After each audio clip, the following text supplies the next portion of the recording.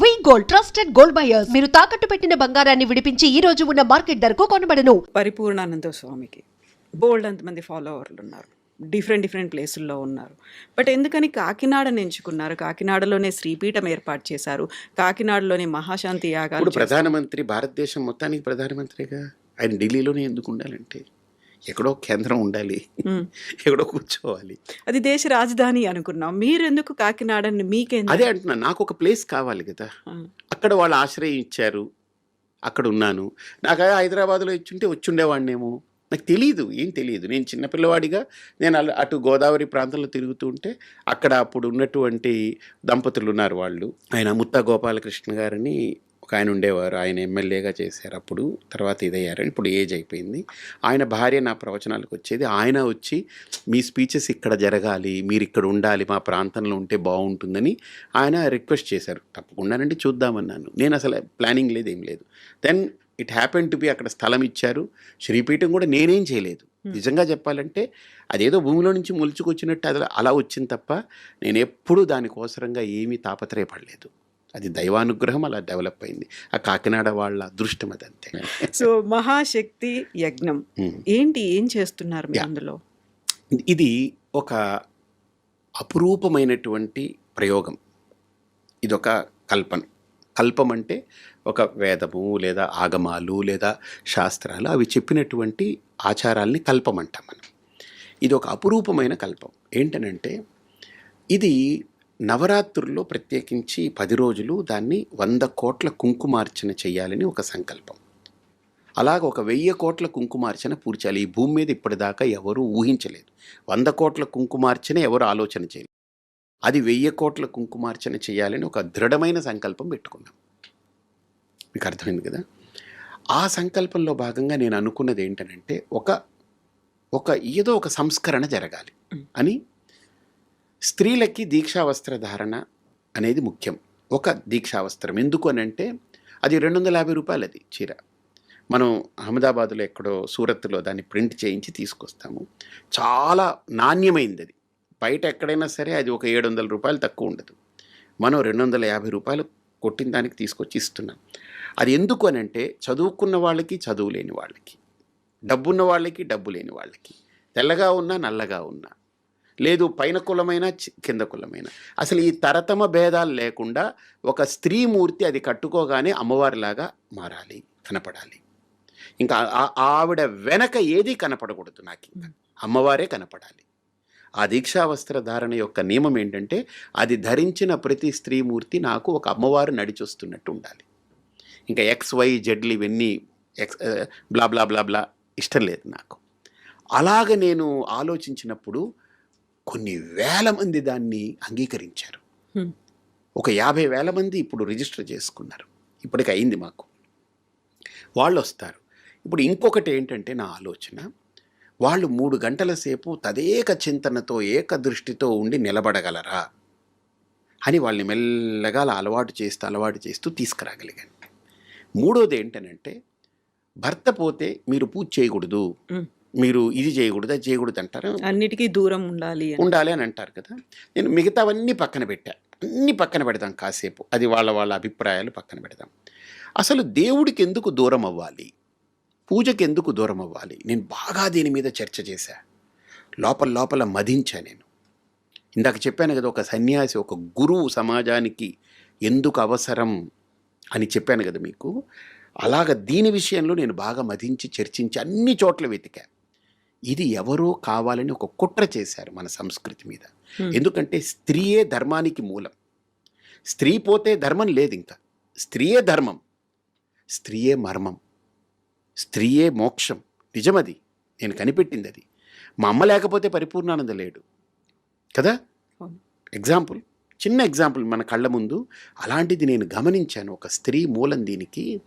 ఈ స్త్రీని ఏదో వంకబెట్టి దీంట్లో లేనిపోనివి కల్పించి ఈవిడ్ని దైవానికి ధర్మానికి దూరం చేస్తే మెల్లగా ఈ ధర్మం నాశనం అయిపోతుంది.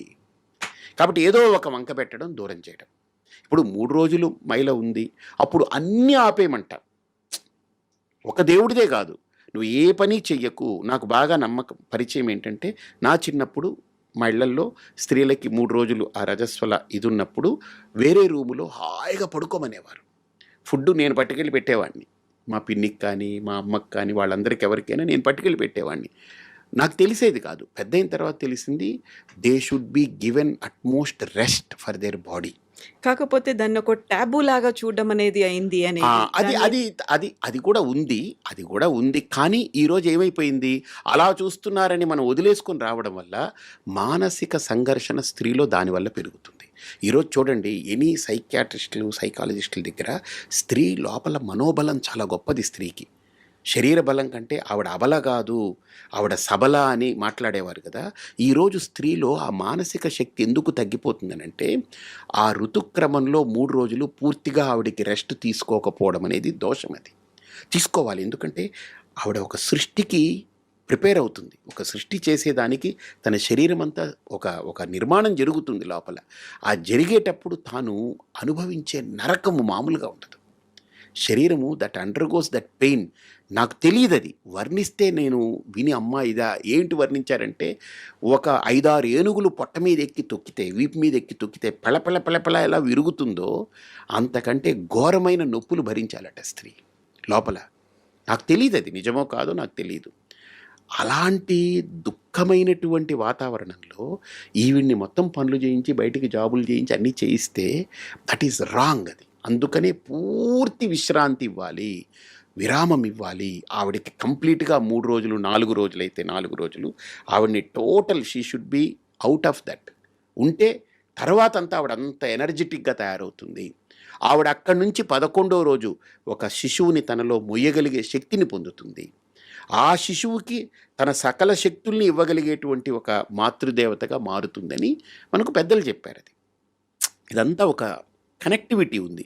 ఇదేదో ఊరికినే పెట్టింది కాదు. అలాంటి సందర్భంలో దేవుడికి కూడా పూజ చేయక్కర్లేదని చెప్పారు. ఇంక దేవుడు వద్దు ఏమొద్దురా బాబు, నువ్వే దేవతవి, ఎందుకంటే రేపు నువ్వు సృష్టి చేయబోతున్నావు, నువ్వు గొప్పదానివి, నువ్వు దైవంతో సమానం అని చెప్పి చూశారు. కానీ దాన్ని పెడర్థాలతోటి మగవాళ్ళు చూడడం కానీ, ఇది మైటి ముట్టు అని తీసి ఛేదరించుకోవడం, మళ్ళీ అదే స్త్రీ కదా నీకు కావాలి, రేపు అన్నం పెట్టడానికి ఎందుకు ఇప్పుడు ఛేదరించుకుంటావు? గౌరవించు, దాన్ని చక్కగా పడుకోమను, హాయిగా గౌరవించు, అంతేగాని ఛేదరించుకోకు, అసహించుకోకు. అది అసహ్యం కాదు. అది జరిగితేనే రేపు నీకు వారసులు కలుగుతున్నారు, నీకు ఒక సంతానం ఇస్తుంది. కాబట్టి అసహించుకునేటువంటి దానికి కాకుండా, దాన్ని ఛేదరించుకునే దానికి కాకుండా, దాన్ని ఏదో ఒక టాటీలాగా చూడడం కాకుండా ఆవిడని గౌరవించడం నేర్చుకోవాలి. ఆవిడకి ఆ రెస్ట్ ఇవ్వాలి. అది మనం చేయగలగాలి. ఇది సంస్కారం. ఇది అది ఓకే అక్కడ దాకా. అందుకని భర్త పోయాడు నువ్వు పూజ చేయకూడదంటే ఏంటి అర్థం దాంట్లో నాకు? ఇన్ని వేల మందికి ఆ రోజు అన్నప్రసాదాలు ఇవన్నీ అవుతున్నప్పుడు 45 లక్షల మందికి మీరు అన్నప్రసాదాలు వితరణ చేశారు అని, అది నిజమేనా? ఆ నెంబర్ ఎలా తెలుసు మీకు? అంటే నాకు ఎలాగంటే, నేను ఒక బ్రహ్మచారిగా ఉన్నప్పుడు కొన్ని సందర్భాల్లో నాకు భోజనం దొరకలేదు.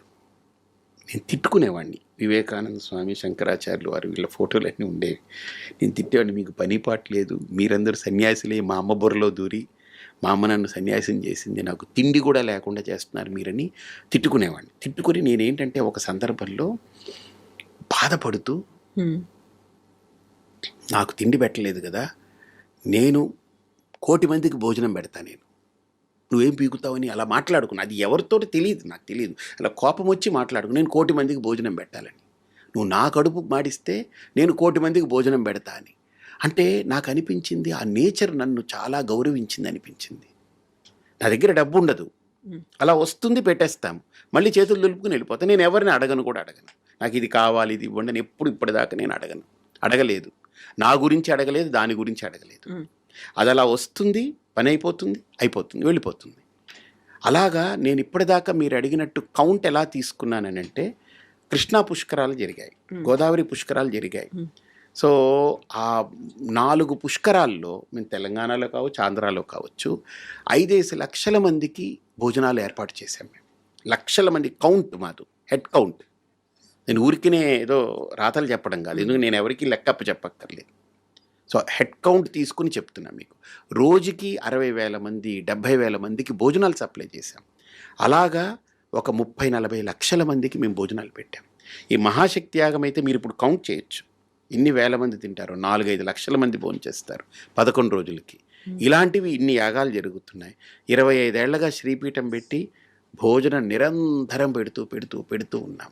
పెద్ద యాగాలకి పెడతాము, మామూలు రోజుల్లో పెడతాము, అన్నీ పెడుతుంటాం. ఇలా లెక్కేస్తే ఒక 45 లక్షలకి తప్పకుండా ఇంకా ఎక్కువే పెట్టాం కానీ తక్కువ పెట్టలేదు.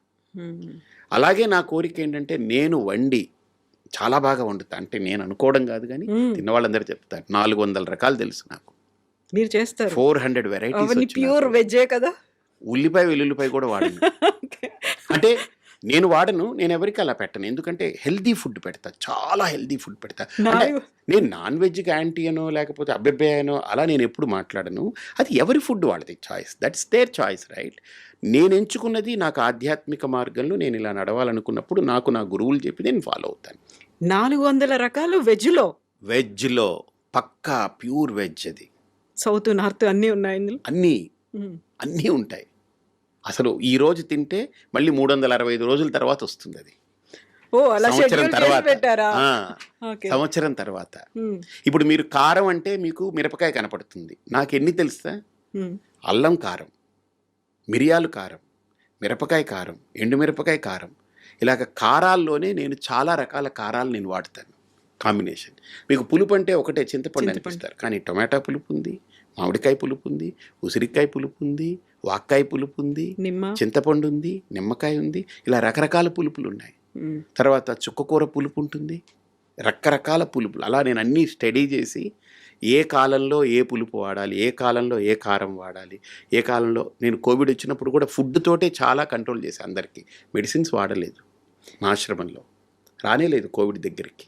దానికి ఇంకో కారణం కూడా ఏంటంటే ఇది నిత్యాగ్నిహోత్ర అని ఒకటి నేను చెప్పాను కదా, R&D చేస్తుంటా. నేను R&D ఒక 7 అంశాల్లో చేస్తా. ఒకటి సొసైటీ మీద, పాలిటిక్స్ మీద, తర్వాత స్పిరిచువాలిటీ మీద, ప్రోడక్ట్స్ మీద, తర్వాత పర్సనాలిటీస్ మీద, ఇలా రకరకాల వాటి మీద నేను R&D అంటే ఎప్పుడు రీసెర్చ్ చేస్తూ ఉంటా.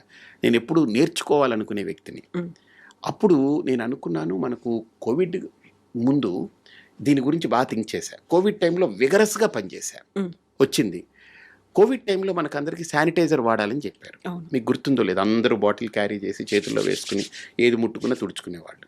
నాకు ఒక క్వశ్చన్, మనం బయటికి వెళ్ళాం ఏదో ముట్టుకుంటే శానిటైజ్ చేసుకుంటాం, కానీ బాడీ అంతా పట్టిన దాన్ని ఇంటికి వస్తాం కదా, మరి ఇది ఇంట్లో కూడా పాకుతుంది కదా, అది ఎయిర్ బోన్ అన్నారు కదా అప్పుడు, మరి అది ఇంట్లో అంతా పాకుతుంది కదా, ఇళ్ళంతా ఎలా శానిటైజ్ చేస్తాం మనం? ఏం చేయలేం. అందుకని ఇది కనిపెట్టాను నేను, నిత్యాగ్నిహోత్ర అని. ఋషులు మనకి ఇచ్చినటువంటిది, నేను కనిపెట్టలేదు ఇది. వాళ్ళు ఇచ్చిన అమూల్యమైన ఫార్ములాని, ఇది 100% న్యాచురల్ అనమాట. ఇది మీకు కూడా ఇస్తాను. ఇది వెలిగించి పెడితే 45 నుంచి 55 నిమిషాలు వెలుగుతుంది ఒక కేక్. ఇది పూర్తిగా హెర్బ్స్. అంటే మన మైండ్ని రిలాక్స్ చేసే హెర్బ్స్ ఉన్నాయి, స్ట్రెస్ ఫ్రీ చేసేది ఉన్నాయి. తర్వాత మనలో డోపమిన్ అంటారు కదా, డోపమిన్ రిలీజ్ అయితే చాలా మనిషి హ్యాపీగా ఉంటాడని అంటారు కదా, డోపమిన్కి బాప్ ఇది. ఓకే, అంటే మన బ్రెయిన్ని తెలియకుండా సూదింగ్ చేస్తుంది, అంత హాయిని ఇస్తుంది. ప్లెజెంట్ స్మెల్ ఉంది. ఓపెన్ చేయగానే అలా ఉంది కదా, అంత మొత్తం హెర్బ్స్ ఇవి, పంచగవ్య హెర్బ్స్ తోటి చేసింది. ఇది ఒక్కటి వెలిగిస్తే ఆఫీస్ ఏరియాలో 50 మంది వర్క్ చేస్తుంటే వాళ్ళు ఒక 2 గంటలు పడుకుంటే ఒక న్యాప్ తీసుకుంటే 2 గంటలు ఎంత ఫ్రెష్ అవుతారో, ఇది వెలిగి ఈ 45 నిమిషాలు వాళ్ళు కనుక అది పీల్చుకోగలిగితే అంత రిఫ్రెష్ అయిపోతారు వాళ్ళు. ఇళ్ళంతా శానిటైజ్ చేస్తుంది, ప్యూరిఫై చేస్తుంది. దీని మీద నేను 6 సంవత్సరాలు చాలా చాలా చాలా కృషి చేసి అలా డిజైన్ చేశాను. అంటే మనము, నా అభిప్రాయం ఏంటనంటే, ఒక భోజనం పెట్టడమే కాదు, ఒక యాగం చేయడమే కాదు, ఒక దీక్ష చేయించడమే కాదు, ఒక ప్రోడక్ట్ని ఇవ్వడమే కాదు, వీటిలో పూర్తిగా ఇన్డెప్త్ దాని మీద రీసెర్చ్ చేసి ఆలోచన చేసి దీని పర్పస్ ఏంటి, ఏదో డబ్బు పోగు చేయాలి. నా దృష్టిలో డబ్బు అనేది, నా దృష్టిలో లక్ష్మీదేవి విష్ణువుకి సంబంధించింది, నాకు కాదు. ఆవిడ విష్ణు భార్య. నా దగ్గర నేనేదో దాచుకుని లాక్కుని పెట్టుకోవాలని నేను అనుకోను. ఆవిడ అనుగ్రహం ఉంటే చాలు నాకు. ఎందుకు, ఏ పనైనా నేను మంచి పని చేసేటప్పుడు ఆవిడ నన్ను దీవించి నువ్వు పని చేయి అంతే అయిపోతుంది అని దీవిస్తే చాలు. ఆవిడని తీసుకొచ్చి నా దగ్గర దాచిపెట్టుకుని గొయ్యలు తీసి లోపల పెట్టి లేదా లాకర్లో పెట్టి ఎందుకు బంధించాలి ఆవిడ్ని? నాకు అవసరమైనప్పుడు ఆవిడ వస్తే, ఇప్పుడు బియ్యం అన్నం తినాలి, కంచంలో వండిన అన్నం వస్తే సరిపోతుంది, కానీ ఈ బియ్యం మూటలన్నీ వేసుకొని నేను తిరుగుతూ ఎక్కడెక్కడికి నేను ఏం చేయను నేను. కాబట్టి అలాగా నాకు నా అభిప్రాయం ఏంటంటే మనం చేసే ప్రతి స్టెప్లో ప్రతి అడుగులో దైవానుగ్రహం కావాలి, దైవ బలంతో నడవాలి అని ఆలోచిస్తాను. అలాగ నేను 1,00,000 మందికి భోజనం నా చేత్తో వడ్డించి పెట్టాలని పెట్టుకున్నా. దాంట్లో మీకు చెప్పనా, హెడ్ కౌంట్ ఇప్పటికి 35,000 మందికి పెట్టా. నేను వండితే 500 మందికి వండుతా, 1000 మందికి వండుతా. నా కెపాసిటీ 1000 మందికి వండేస్తా. నాకు ఒక హెల్పర్ ఉండి 2 కటింగ్ చేసేవాళ్ళు ఉంటే 1000 మందికి గంటలో 4 ఐటమ్స్ వండేస్తా, హ్యాపీగా వండేస్తా. మీకు ఎప్పుడైనా చూస్తే చూడుదురు కానీ తప్పకుండా చూపిస్తా. మీరు వీడియో తీసుకుని లైవ్ కూడా పెట్టుకోండి, చూపించండి. తప్పకుండా 4 ఐటమ్స్ ఒక్కదానికంటే ఒకటి మామూలుగా ఉండదు, ఒకదాని మించి ఒకటి ఉంటుంది. అంటే నేను చేశానని చెప్పుకోవట్లేదు, నా చేతిలో అమ్మవారి అనుగ్రహం అదంతే. ఇప్పుడు మీరు తినేటువంటి ఆ భోజనం కూడా మీ అంతటా మీరే చేసుకుంటారా? బయట వాళ్ళు నేను ఎవరు యూఎస్ చేసినా వెళ్ళినా తినరా? కూడా నేను చేస్తే తిననని కాదు. నేను ఎక్కడికైనా వెళ్తే ఎవరైనా ఇడ్లీ తీసుకొస్తారు, ఎక్కడో ఉంటాను, తింటాను, అది కాదని కాదు. 99% నా చేతి వంట నేను ఇష్టపడతాను. ఎందుకంటే నా బాడీ, నా లోపల నాలిక నాకు ఏది తినాలనిపిస్తుందో నాకు చెప్తుంది. అది I'm doctor for my self. నాకు నేనే ఇప్పుడు నా కడుపు ఏంటి, నా కడుపులో తినాలనుందా లేదా అది నాకు తెలుస్తుంది. నేనేం తింటే బాగుంటుందో నా నాలిక చెప్తుంది. నాలిక కొద్దిగా ఎలాగుంది, చప్పగా ఉంది అనిపించింది అనుకోండి, కొద్దిగా ఏదో తగ్గింది అక్కడ. అదేం కోరుకుంటుంది, కొద్దిగా మిరియాలు, జీలకర్ర ఇవన్నీ వేసి మంచి రసం పెట్టి అన్నంలో రసం కలుపుకొని తింటే చాలా బాగుంటుంది అనిపించింది అనుకోండి, నేను అందరికీ వెళ్ళి నాకు రసం పెట్టనని అడుక్కోవడం ఎందుకు, నాకు ఉందిగా నేనే చేసుకుంటాను తింటాను. నాకు కావాల్సింది నేను చేసుకుంటాను తింటాను. అంటే నా బాడీ కోరుకునేది, నా బాడీకి ఏది ఇస్తే మంచిది అనిపిస్తుంది నేను చేసుకుంటాను. నేను 1,00,000 మందికి ఎందుకు నేను వండి పెట్టాలనుకున్నాను మీరు అడగలేదే. నాకు ఒక రూల్ పెట్టుకున్నాను, ఏంటంటే ఒక మనిషి పుట్టింది మొదలు చనిపోయే వరకు ఒక 75 ఏళ్ళు అనుకుందాం, 75 years ఏజ్ అనుకుందాం. జస్ట్ ఒక నమూనా, ఒక అంచనా, ఎక్కడో ఒక పారామీటర్ కావాలి కదా. 75 ఏళ్ళు రోజుకి 3 సార్లు తింటే, రోజుకి 3 సార్లు తింటే ఎన్నిసార్లు తిన్నట్టు అంటే ఏడాదికి 1100, 1200 సార్లు తిన్నట్టు. 3 సార్లు తింటే అంతే కదా. 3 3 9, 3 6 18, 1100 సార్లు. 1100 ఇంటూ 75 ఎంతైంది, ఒక 80,000. 80,000 భోజనాలు చేసినట్టు. ఏది పుట్టినప్పటి నుంచి చనిపోయే వరకు 75 ఏళ్ళు 3 పూటలు. అంటే పుట్టినప్పుడు తినం కదా, ఒక 5-6 ఏళ్ళు వదిలేసిన అటు ఇటు చేసుకున్న 80,000 భోజనాలు చేసినట్టు. మనిషి 80,000 భోజనాలు చేస్తాడు వాడు. నేనేమనుకున్నాను, నేను పుట్టాను 80,000 సార్లు తిన్నాను చచ్చాను, ఇది కాదు. నేను 80,000 సార్లు తింటే నేను 1,00,000 మందికి నా చేత్తో పెట్టి చావాలని పెట్టుకున్నాను. అంటే నేను ఇంకో 20,000 మందికి అదనంగా నా ద్వారా నేను పెట్టి ప్రాణం వదిలేయాలని పెట్టుకున్నాను. ఇప్పుడు మీరు చేసినటువంటి 45 లక్షలు ఆ కౌంట్ అది వేరు, అది మాస్. అది నేను వండను, నేను దగ్గరుండి అన్నీ చేయిస్తాను. నా కౌంట్ ఏంటంటే 1,00,000 మందికి నేను పెట్టాలి, నా చేత్తో వండి పెట్టాలి. శ్రీపీఠాన్ని ఏర్పాటు చేసుకున్నారు, ఒక ధర్మ ప్రచారం కోసం ఉన్నారు, ప్రవచనకర్తగా ఉన్నారు, ఇన్ని చేస్తున్నారు. పేరెంట్స్ దగ్గర నుంచి ఎప్పుడైనా మిస్సింగ్ ఫీలింగ్ అనేది ఉండేదా? మా అమ్మ నన్ను బాగా ఇన్సిస్ట్ చేసి ఈ పాత్రలో ఉండాలని ఆవిడ డిటర్మిన్డ్గా మార్చింది. ఇది ఆవిడ డిటర్మినేషన్, ఇది ఆవిడ డెసిషన్ ఇది. బట్ నేను యాజ్ ఏ కొడుకుగా కంటే ఎక్కువగా నేను వాళ్ళకి బాగా క్లోజ్గా, వాళ్ళకి ఒక ఫ్రెండ్గా, వాళ్ళు నాతో ఒక మంచి మిత్రులాగా అలా కలిసిపోయి ఉన్నాను తప్ప ఏదో మిస్ అయిపోయిన ఫీలింగ్స్ కానీ ఇంకోటి కానీ ఇప్పుడు వాళ్ళకి లేదు, నాకు లేదు. ఇప్పుడు మా అమ్మ లేదు, నాకు మా అమ్మ అంటే చాలా ప్రాణం ఇప్పటికీ. అంటే సన్యాసినైనా నేను చెప్పుకుంటా, మా అమ్మే నా ప్రాణం. మా అమ్మ లేకపోతే నేను లేను. అంటే సహజంగా బయలాజికల్ మదరే కాదు, ఆవిడ నన్ను స్పిరిచువల్గా ఈరోజు పరిపూర్ణానందంగా నిలబెట్టింది ఆవిడ ఫస్ట్. తర్వాత నా గురువు. మా నాన్నగారు ఏంటంటే మా అమ్మకి పూర్తిగా సహకరించేవారు అంతే. సో ఆయన he never interfered into her thoughts. ఆయన ఎప్పుడు ఇంటర్ఫీర్ అవ్వలేదు. మా అమ్మ డెసిషన్ రైట్ అనుకుని వదిలేసేవారు. సో కాబట్టి మా అమ్మ లేకపోతే నేను లేను కదా. సో కాబట్టి నాకు మొట్టమొదటి గురువు నా తల్లి నన్ను ఈ మార్గంలో పెట్టింది. తర్వాత నా గురువు దయానంద స్వామీజీ, వారి వల్ల ఈరోజు ఇలా ఉన్నాను. కాబట్టి నాకు మోర్ దెన్ అమ్మ అనే దానికంటే ఏదో ఒక అమ్మవారి రూపమేమో ఆవిడ నన్ను ఈ దారిలో పెట్టడానికి. ఆవిడ నన్ను ఇలా కడుపులో మోసి నన్ను కని ఇలా చేసింది నేను అనుకుంటాను. అది పరిపూర్ణానంద ఎవరు పెట్టారు ఈ పేరు? మా గురువు గారు. అంతకుముందు నా పేరు మా ఇంట్లో మా అమ్మగారు వాళ్ళు కళాధర్ అని పిలిచేవారు. నా పేరు అది కళాధర్ అని. ఆ తర్వాత కంప్లీట్‌గా అమ్మ మిమ్మల్ని పిలవాలి అంటే ఎలా పిలిచేవాళ్ళు? నన్ను రాజా అని పిలుస్తుంది. అంటే బిడ్డ అని పిలుస్తుంది ఇప్పటికి. ఇప్పుడుంటే అదే పిలిచేది. పోయేటప్పుడు కూడా అదే పిలిచే వెళ్ళింది ఆవిడ. హుహు. నన్నెప్పుడు స్వామీజీ అని గానీ, పరిపూర్ణానంద అని గానీ ఏమనదు. ఎప్పుడు అనలేదు. సో, అని నేను కోరుకోను కూడా. హ్మ్. మా అమ్మ నోట్లో నేను అదే మా గురువుగారు కూడా నన్నెప్పుడు స్వామీజీ అనరు. నన్ను రాజా అని పిలుస్తారు ఆయన. ఆయనకిష్టం అలాగా. అంటే చిన్నవాడిని ఆయన దగ్గర. హ్మ్. మా అమ్మకి ఇప్పటికీ నేను బిడ్డనే కదా! ఢిల్లీకి రాజైనా తల్లికి బిడ్డే అనంటే సామెత ఉంది కదా! ఎవరు ఎంత పెద్దోడైనా తల్లి తల్లే కదా! నిజం. ఆదిశంకరులంతటి వారే తల్లికి అంత ఆ స్థానం ఇచ్చారనంటే తల్లికి మించింది ఏముంది నా దృష్టిలో. హుహు. అందులో మా అమ్మ ఎస్పెషల్లీ ఒక బయలాజికల్‌గా కానీ ఏదో అలాగా డబ్బులిచ్చాము, ఆస్తి ఇచ్చాము, అది ఇచ్చామని కాకుండా నాకు ఏమీ ఇవ్వలేదు. కానీ నన్ను పరిపూర్ణానందగా నిలబెట్టింది ఆవిడ. She is not just mother for me. నాకు అమ్మవారు ఆవిడ అంతే. ఆ దృష్టిలో నేను అది చూస్తానది. హ్మ్. ఇప్పుడు మనం భౌతికంగా ఆలోచించాలి అనుకుంటే, ఏ ఫ్యామిలీలో అయినా ఒక్కరే సంతానం ఉన్నారు. అందులోనూ అబ్బాయి ఉన్నాడు అంటే ఆవిడకి యూజు కళ్ళు లేదు. ఆ! నేనదే అడగబోతున్నాను. నేనది విన్నాను. అది నిజమేనా? పక్కా ఏంటి? 100%. ఏం నేను పుట్టడానికి జస్ట్ ఒక 1 ½ ఇయర్ ముందు ఆవిడకి she lost her sight completely. Oh! ఏమైంది? ఆవిడకి రెటినిటిస్ పిగ్మెంటోసా అని ఆర్‌పి అని అంటే రెటినా కట్ అయిపోయింది ఆవిడకి. డిస్‌ఫంక్షన్ అయింది. ఇక దాంతో ఆ విజువల్స్ లోపలికి క్యారీ అవ్వదు. మిమ్మల్ని చూసుకోలేదు తనెప్పుడు? నన్ను ఇప్పుడు తడిమే చూస్తుంది. ఎప్పుడు నా ముక్కు, నా కళ్ళు అలా తడుముకుంటుంది. నేను ఎప్పుడైనా బయట నుంచి వెళ్ళి ఏదైనా లాంగ్ ట్రిప్ వెళ్ళి ఒక 2 నెలలు, 3 నెలలు వెళ్ళిపోతే నేను రోజు ఫోన్ చేస్తాను. ఏం తిన్నావు? ఎలా ఉన్నావని. వెళితే ఆవిడ దగ్గర పడుకుంటా నేను. హ్మ్. నువ్వు సన్యాసివి, నువ్వు పడుకోకూడదంటుంది. నేనంటాను సన్యాసిగా పడుకోను నేను.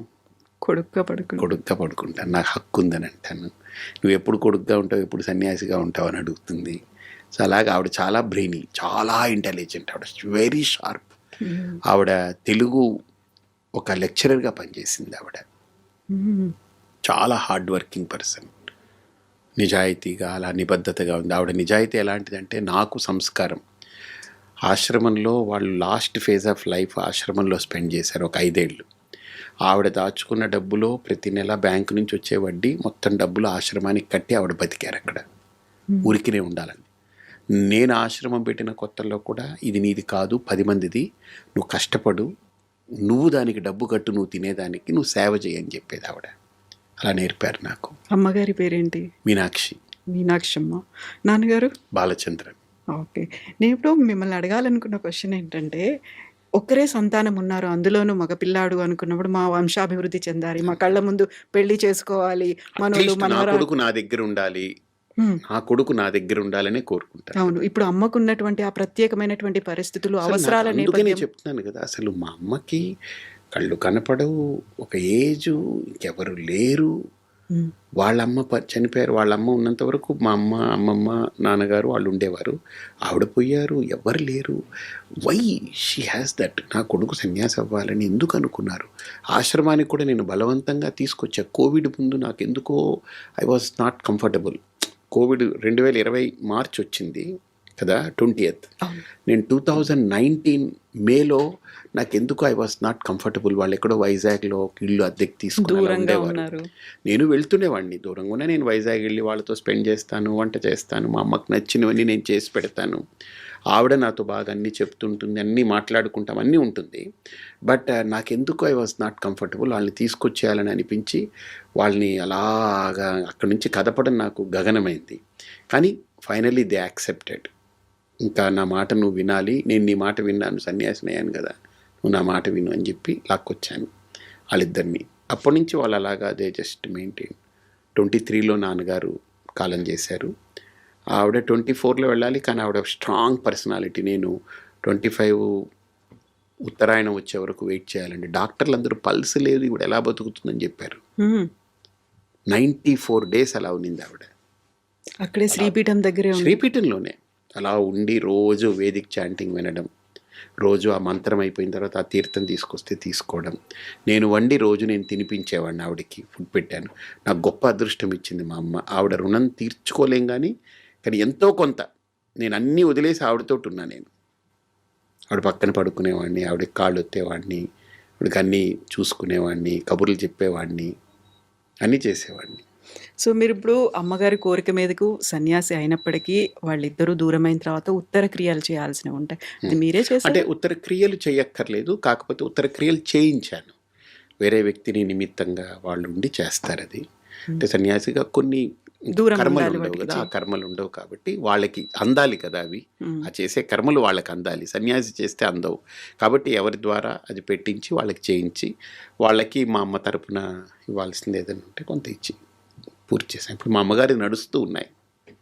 ఇప్పటికి కూడా అంటే సంవత్సరం మొన్న కూడా కంప్లీట్ మొన్న జనవరి 13వ తేదీ ఇదయ్యారు ఆవిడ, కాలం చేశారు. నెక్స్ట్ ఇయర్కి అవుతుంది కాబట్టి ఇప్పటికీ నడుస్తూ ఉంది. ఎవ్రీ మంత్ చేస్తారు.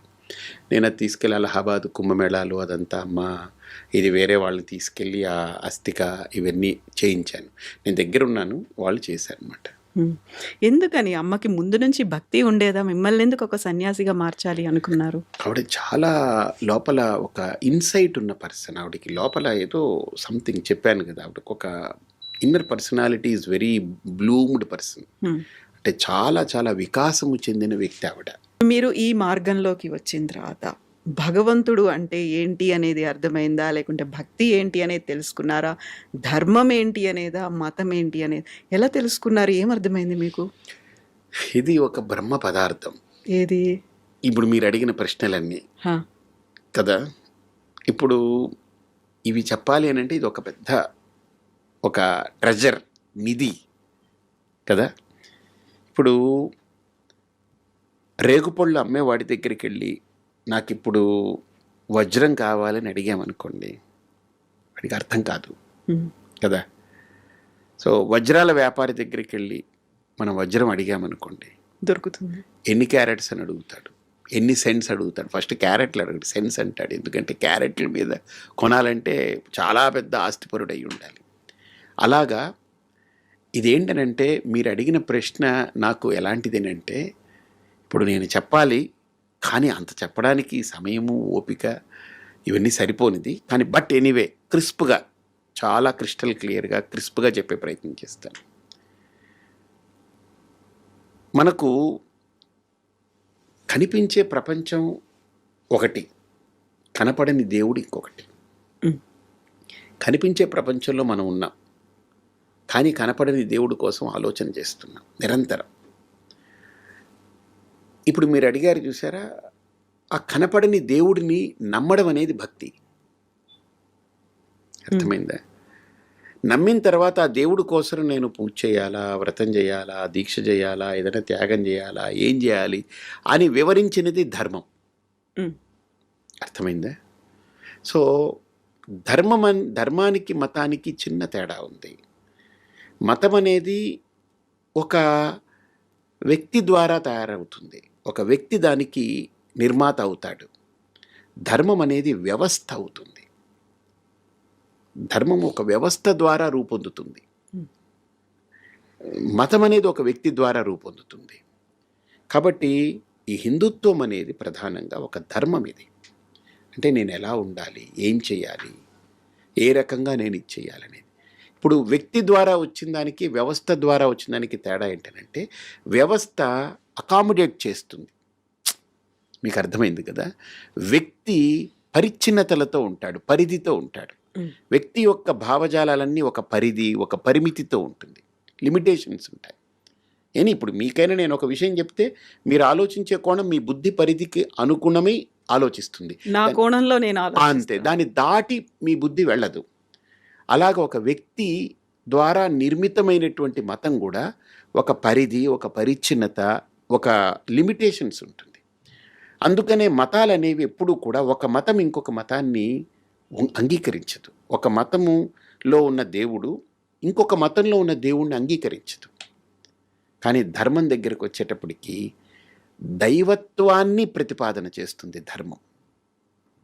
సో కాబట్టి ఇక్కడ వీడు దేవుడు కాదని చెప్పదు, అకామిడేట్ చేస్తుంది కదా. కాబట్టి మన భారతీయ సనాతన ధర్మం దగ్గరికి వచ్చేటప్పటికి ఇది భారతీయ సనాతన మతం కాదు, భారతీయ సనాతన ధర్మం. అందుకనే మతం అంటే పొరపడతాం మనం. పొరపాట్లు ఉంటాయి, దాంట్లో పొరపచ్చాలు ఉంటాయి, పరిధులు ఉంటాయి, పరిచ్ఛిన్నతలు ఉంటాయి.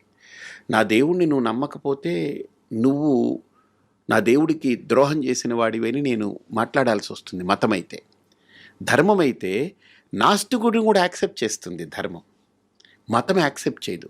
నువ్వు నమ్మకపోతే నువ్వు నా దేవుడికి ద్రోహం చేస్తున్నావు అని అంటుంది. కానీ ధర్మంలో దేవుణ్ణి నమ్మని వాడిని చారువాకుడు అంటారు, నాస్తికుడు అంటారు. అంటే ఏంటి? దేవుణ్ణి నమ్మడం నమ్మకపోవడం నీ చాయిస్ అంటుంది. ధర్మము ఆ ఫెసిలిటీ ఇస్తుంది. ఫెనటిక్గా ఉండదు, గీత గీసినట్టు ఉండదు. దట్ ఈజ్ వాట్ ధర్మం ఈస్. కానీ ధర్మం విషయంలో కూడా మనం ఆలోచించగలిగితే ఈ సనాతన ధర్మంలో దైవం గురించి చెప్పినప్పుడు 2 విధాలుగా చెప్తుంది. ఒకటి, ఒక ఆరాధన రూపంలో భక్తితో దైవాన్ని ఆరాధిస్తూ ఒక శరణాగతి పొంది భక్తుడిగా నువ్వు అంటే నీ ఈగోని అక్కడ సరెండర్ చేసి, నేను అనే అహంకారం కంటే ఇది దైవం యొక్క అనుగ్రహం అనే భావనతో మసులుకునేదానికి భక్తి అనేది ఒక మాధ్యమంగా పెట్టి మెల్లమెల్లగా ఒక వ్యక్తి ఎలివేట్ అవుతూ, ఆయన అప్లిఫ్ట్ అవుతూ, అసలు దైవత్వం అంటే ఏంటనేటువంటిది మానవత్వం నుంచి దైవత్వం దిశగా చేసే ప్రయాణమే ఆధ్యాత్మికత. మనం మానవత్వంతో ఉన్నాం. సో మానవత్వానికంటే కింద స్థితి ఏంటి? రాక్షసత్వం, పశుత్వం, ఇవన్నీ ఉంటాయి, మృగత్వం అవి. కానీ మనలో అవి అప్పుడప్పుడు పొడచూపుతూ ఉంటాయి. వాటన్నిటినీ హ్యాండిల్ చేస్తూ, లేదు నేను మనిషిని, వాటిలాగా నేను బిహేవ్ చేయకూడదు, ఓ పాశవికంగా ఉండకూడదు, ఒక జంతువులాగా నేను బిహేవ్ చేయకూడదు, నేను చదువుకున్న వాడిని, నాకు సంస్కారం ఉంది, సభ్యత ఉంది, విఘ్నత ఉంది, నాకు వినయం కావాలని ఇవన్నీ సంస్కారాలని నేర్చుకున్నవాడు మనిషి. ఒక పాఠశాలలో కావచ్చు, తల్లిదండ్రుల దగ్గర కావచ్చు, ఫ్రెండ్స్ ద్వారా కావచ్చు, సమాజం నుండి కావచ్చు, లేదా వాడి అనుభవాల ద్వారా కావచ్చు, నేర్చుకుంటూ ఎదిగిన వ్యక్తి కాలక్రమంలో వాడు ఒక సంస్కారవంతుడే, ఒక మనిషి మానవత్వపు విలువలతో బ్రతుకుతాడు. ఇక పశుత్వము, రాక్షసత్వము, ఈ మృగత్వము అవి ఉండవు అక్కడ. అవన్నీ మారడమే మనిషి యొక్క పరిణామక్రమం. ఆ మానవత్వం వచ్చిన తర్వాత అది పరిపూర్ణత్వం కాదు వాడికి. ఎందుకంటే మనిషికి మనస్సు అనేటువంటిది అల్లకల్లోలము సృష్టించగలిగేటువంటి, ఉపద్రవం సృష్టించగలిగే పరికరం. అలాంటి ఆ మనస్సుని ఎలా మనం మలుచుకుంటూ ఒక పరిపూర్ణత్వం దిశగా మనం వెళ్ళాలి, ఒక పరిపక్వమైనటువంటి స్థితికి మనం ఎలా చేరాలి అనేటువంటిది దైవత్వానికి సంకేతం కాబట్టి, పరిపూర్ణమైనది దైవత్వం కాబట్టి, ఆ స్థాయికి చేరడానికి వేసిన బాటనే ఆధ్యాత్మికత.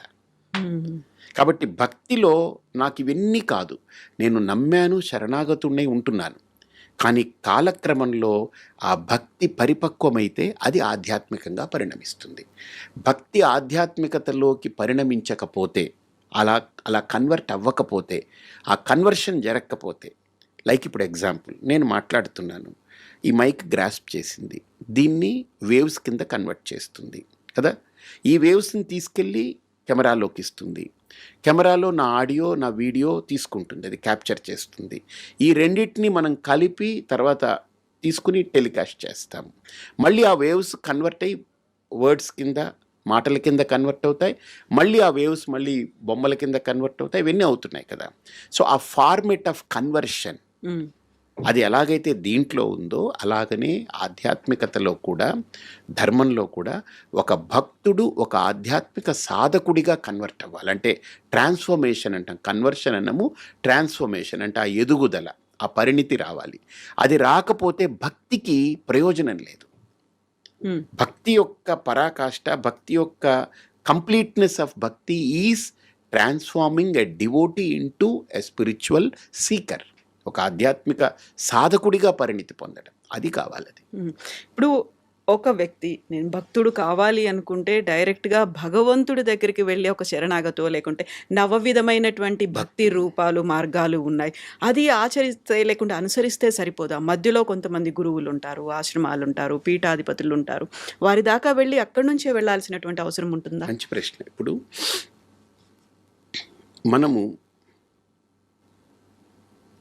ఒక్కటి ఆలోచన చేయండి, అసలు ఈ భక్తి, దేవుడు, ఈ పద్ధతి, ధర్మము ఎవరిచ్చారు మనకు? ఎక్కడి నుంచి వచ్చింది? ఎవరో ఇస్తేనే కదా, ఎవరో చూపిస్తేనే కదా మనం. పరంపరలాగా. కాబట్టి ఆ పరంపరని మనం గౌరవిస్తున్నాం. లేకపోతే ఎవరికి నచ్చినట్టు వాళ్ళే ఏదో భక్తిలో వెళ్ళిపోయారు అనుకోండి, అది ఏమిటవుతుంది? ఒక వ్యవస్థ ఉండదుగా, ఒక ప్రణాళిక. ఒక విష్ణువు, ఒక వైష్ణవము, ఒక శైవము, ఒక అమ్మవారు లేదా ఇది కొన్ని దాన్ని నిర్వహించి దాన్ని అందించి సరిగ్గా దాన్ని అందిపుచ్చుకొని వాళ్ళు ఆచరించి వాళ్ళు దాంట్లో ఎలివేట్ అయ్యి వాళ్ళ కింద వాళ్ళకి దాన్ని మళ్ళీ అందించడం అనేది ఎలాగైతే ఒక లీనియేజ్ ఉంటుందో ఇది కూడా అంతే. భగవంతుడు ఎవరో తెలుసుకోవాలి అంటే ప్రతి ఒక్కరూ మీలాగా అంత డీప్గా వెళ్ళాల్సిన అవసరం లేదు. నేను దేవుడు గుడికి వెళ్తున్నానా, పండగలప్పుడు పూజ చేసుకుంటున్నానా, నేను అందరితో కలిసి సెలబ్రేట్ చేసుకుంటున్నానా, నాకు కుదిరినప్పుడు వెళ్ళి దండం పెట్టుకొని వస్తున్నానా, అది భక్తి, అది సరిపోతుంది కదా. ప్రతి ఒక్కరూ అంత డీప్గా వెళ్ళి తెలుసుకోవాల్సినటువంటి అవసరం. ఆధ్యాత్మిక మార్గం అంటే ఇవన్నీ చేస్తేనే ఆధ్యాత్మిక మార్గమా, లేకపోతే నేను వెళ్ళాను దండం పెట్టుకొని వచ్చాను, నా బర్త్డేనో నా మ్యారేజ్ డేనో ఇంకోటో ఉంది, పండుగ రోజు ఉంది, అది సరిపోదంటారా?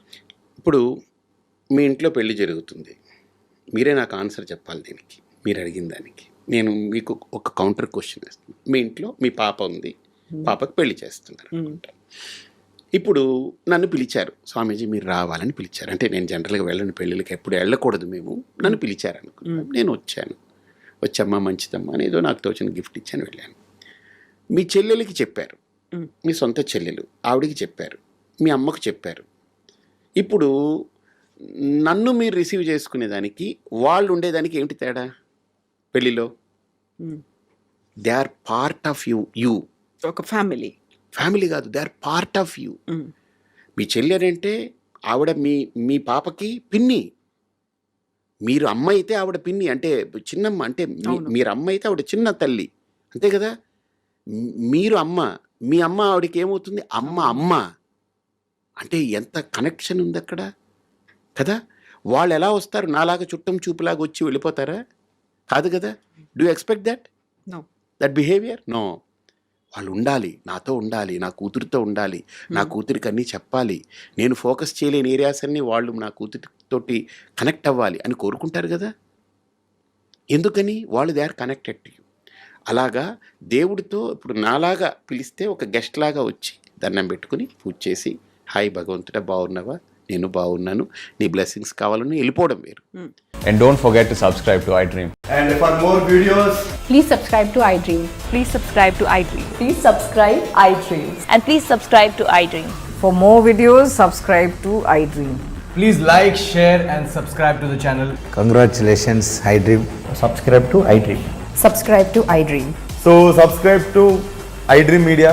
iDream ki iDream team andarki huge congratulations. Please subscribe iDream Media. Please subscribe to iDream.